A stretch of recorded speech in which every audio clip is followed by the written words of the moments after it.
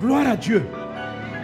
À un moment donné, pour faire mes croisades d'évangélisation, j'avais besoin de certains montants financiers que je n'arrivais pas à contrôler, à gérer. Je cherchais à peu près, je crois que c'était la période où j'étais avec 1-2 millions, parce qu'on organisait des croisades d'à peu près, bon, c'est pas très cher, on balance 2 baffes, 100 000 francs, 200 000 francs, puis on fait une petite évangélisation. Et je voulais visiter le monde, visiter d'abord la Côte d'Ivoire, aller de lieu en lieu prêcher Jésus-Christ. Mais les ressources n'étaient pas suffisantes. Je ne dominais pas certains montants. Et j'ai commencé à prier. Oh Dieu, fais-moi passer cette limite. Fais-moi passer cette limite pour voir. On s'en va faire la croisade. On veut que les gens soient sauvés. On veut que les gens soient sauvés. Donne-nous plusieurs millions. Et Dieu va m'éprouver. Amen. En ce moment, avec l'église qu'on avait, lorsqu'on faisait des offrandes, le maximum le dimanche, c'était 100 000 francs. Et avec ça, on se débrouillait, on essayait d'économiser. J'étais obligé tous les dimanches de faire lever la main aux personnes qui allaient nous aider à payer le loyer. On était aux 2 plateaux. Et puis, Dieu m'utilisait beaucoup, il y avait des guérisons, les gens ont commencé à rendre témoignage. Et un couple qui venait de se convertir, qui s'était converti, est venu à l'église. En ce moment, on n'était même pas encore église vaste, on était encore seulement message de vie. Et puis, le couple est arrivé. Et ils sont venus me voir et dit, bon, vraiment, ils sont venus de nouveau. Ils vont maintenant apporter leur dîme. J'ai dit, ok. Il dit, bon, ils vont me donner, je vais prier pour eux. Ils vont me donner, je vais mettre dans la caisse, quoi. Bon, ce que j'ai fait. Mais, quand ils sont venus m'amener la dîme, leurs 2 dîmes. Les 2 dîmes, ça faisait près de 3 millions et quelques. Un gars qui se battait avec 100 000 francs, qui ne dominait pas 100 000.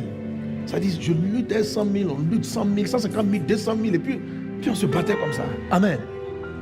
Bon, quand même, je me battais. Bon, je travaillais en ce moment dans le cabinet. Mon salaire était 250 000, 300 000. Le temps de payer les loyers, tout ça là. Donc franchement, et 3 millions. C'est-à-dire que c'était la première fois que j'avais autant d'argent. Je dis, hey! Alléluia. Vous savez, amen. Je crois que je suis un bon chrétien. C'est-à-dire, j'aime Jésus. J'aime Jésus. J'aime Jésus. Hein. Je marche dans la sainteté. Je ne veux pas prendre l'argent du Seigneur. Non, non, non. Je marche avec un... Je marche. Mais quand j'ai vu l'argent là, mon cœur a fait tic. Je dis, ah bon, alléluia. Mais je n'ai pas paniqué devant eux. Hein. Il faut rester calme. Alléluia. Il ne savait pas que le gars qui était là, il n'avait jamais vu 3 millions. Il dit, hein? Alléluia. Donc j'ai commencé à... J'ai dit, bon, vous voyez, vraiment, il faut grandir dans votre foi, il faut vous affirmer. J'ai dit, hé Dieu, ça c'est des fidèles, il ne faut jamais perdre. Et tout en venant à l'église, j'étais toujours le bon pasteur, mais j'ai commencé à avoir un encadrement très spécial sur les gens dont la dîme. J'ai dit, mais c'est quel salaire ils ont et puis leur dîme. Amen. Elle dit 10%, ça fait 3 millions. Elle dit, hein? Il y a des gens qui ont des salaires comme ça à budget ici. Alléluia. Et vous savez, mes valeurs aiment tout le monde. Voilà. Vous savez, dans mes principes, je ne vais pas visiter plus les gens riches que je visite les pauvres. Je visite tout le monde. Voilà. Souvent, c'est le temps qui me manque. Mais il ne faut pas être surpris d'aller me voir dans les quartiers. Je n'ai pas de... Toutes les âmes sont égales devant Dieu dans mon cœur. Amen. Amen. Alléluia. Amen. Mais là, j'ai commencé à changer. J'ai augmenté mes visites. De leur côté, une attention plus particulière. Est-ce que tu n'aurais pas fait ça? Il faut de la vérité. Tu veux me juger, toi-même,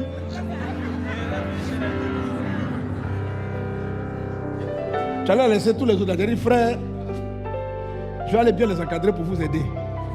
Et c'est ce que je pensais qui était juste. Mais en fait, je perdais mes moyens. J'ai vu que, arrivé là-bas, tu vois, des choses simples, des choses qu'il fallait faire. À cause de leur richesse, je n'étais plus moi-même. J'avais perdu un peu mes repères. Je les prenais différemment. J'avais une attention plus particulière les concernant. Et puis Dieu m'a parlé pendant que je priais. Et tu vois ce que tu deviens. À cause des petits 3 millions, tu es en train de paniquer. Est-ce que tu sais ce que je veux faire dans ta vie? Est-ce que moi, Jésus, j'aurais réagi comme ça? Mon fils, tu vois que tu ne me ressens pas trop, non? Que tu me ressembles dépendamment de l'argent que tu as vu. Tu comprends, non? Tant que c'est dans les 100 000 francs près, tu marches comme moi. Mais une fois que ça a dépassé le million, ton visage change. Tes habitudes changent. Donc ce jour-là, j'ai réalisé que il y a des choses que Dieu ne me donnait pas. Parce que à une certaine limite, je n'avais pas l'attitude qu'il aurait eue. Je ne sais pas si vous comprenez. Amen. Amen. J'avais certaines limites. Alléluia. Amen. Alléluia. Amen. À un moment donné, je dis souvent, je vous explique souvent que j'ai la double nationalité. Je suis français et ivoirien. Ok? Par la naissance. Amen. Voilà. Donc, par la naissance. Quand mes parents faisaient les études, mon père est parti faire la fin de ses études en France. Il est parti avec ma mère avec qui il était déjà marié. Et je suis né là-bas. Donc, j'ai une nationalité de naissance. Je n'ai pas pris. Donc, comme j'ai entendu un jour quelqu'un dire que je n'ai pas pris quelque part. C'est quand je suis né français. Voilà. À mon époque, dès que tu naissais, tu avais la nationalité.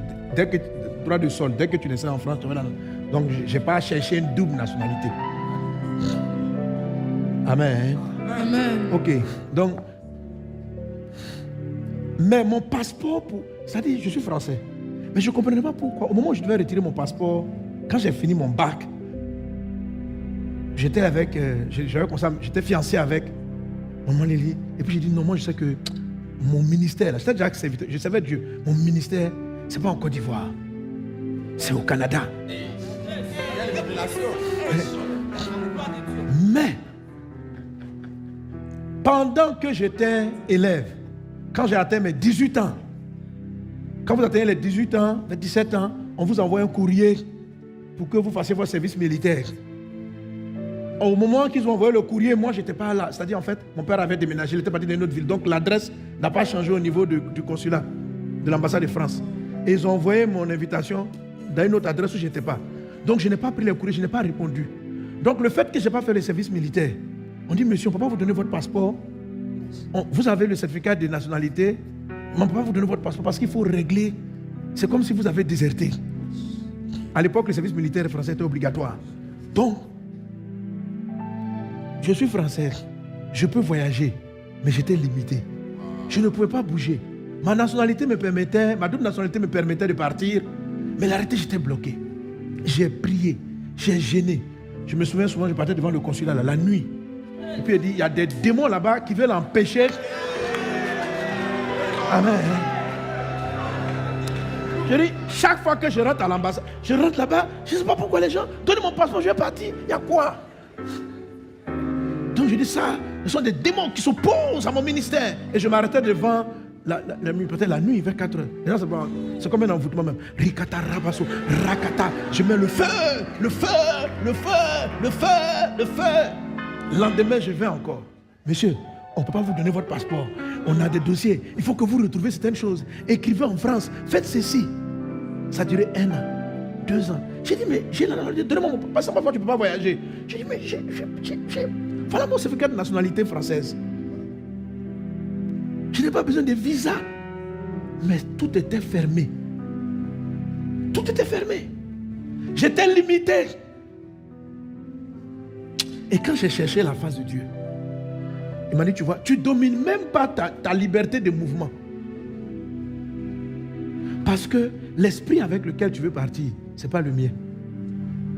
C'est l'esprit du monde. Tu ne me ressembles pas. Alors tout ça, ça m'a aidé à réaliser que pour dominer une situation, il faut ressembler à Dieu. Donc, depuis ces moments-là, j'ai commencé à comprendre que mes limites, ce que je n'arrive pas à me dominer, ce qui me contrôle, ce qui est plus fort que moi, vient du fait qu'il y a un aspect de Dieu auquel je ne ressemble pas. Amen. Dieu ne panique pas devant l'argent. Avant moi, je paniquais. Ça dépend du montant. Amen. Je n'étais pas serein. Il me manquait un aspect de Dieu qu'on appelle la face du lion. Un lion n'a pas peur. Un lion est serein. Le caractère sérénité de Dieu face à l'adversité, je ne l'avais pas. Le caractère sans peur de Dieu, je ne l'avais pas. J'étais peureux. Je paniquais. Alléluia. Amen. Quelqu'un me suit?